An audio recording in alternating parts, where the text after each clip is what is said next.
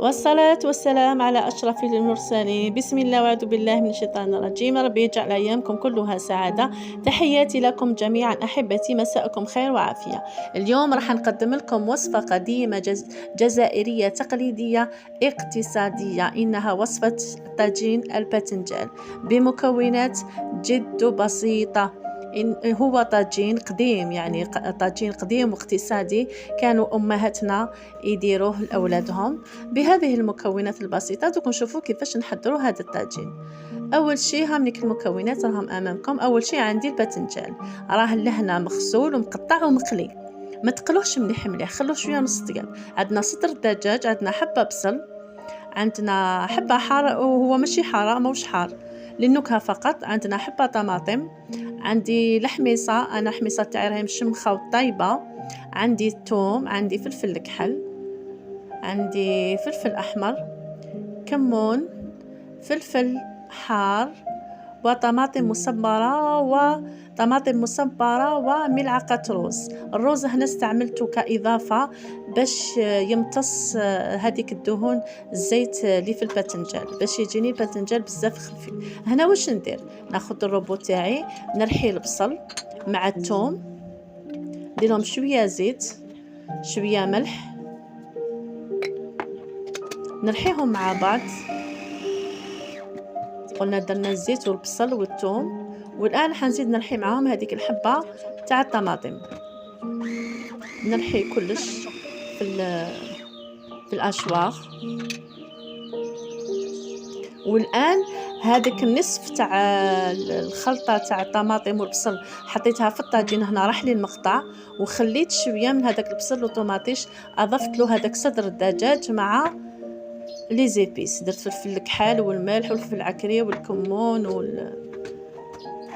وعاود رحيت كلش او ميم طون. يعني هذيك العقده تاع البصل اللي رحيتها في الاشواق قسمتها شويه، حطيتها في الطاجين، هاي ليك لهنا حطيتها في الطاجين، هذيك البصل والطوماطيش والثوم مع الزيت، درتهم هنا في الطاجين يتقلاو بعقلهم، وشويه الاخر رحيته مع صدر الدجاج.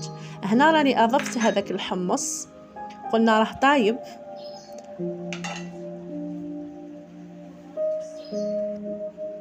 ونمرقو بالماء سخون، هذا ما كان. ونخلو الصلصه تاعنا هذه طيب، نخلو لاصوص تاعنا هذه طيب.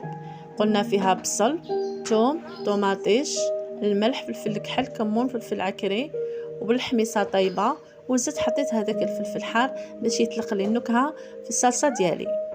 ما تنساوش الاشتراك احبتي، ما تنساوش الاشتراك، انها قناه جديده فتيه. ادعمونا باللايكات والاشتراكات والبارتاج باش تشجعونا باش نواصلوا في الاجتهاد ان شاء الله. هنا نكمل نضيف بقيه التوابل.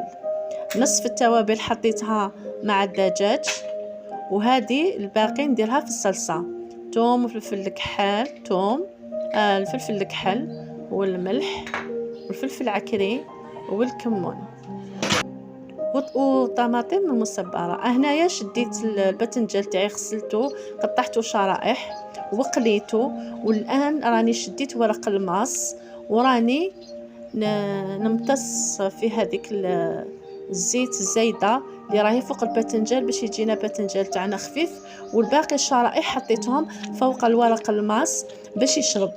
الان الباذنجان اللي قليته راني اضفته لهذيك العجينه تاع الدجاج، وضفت له الروز والبيض،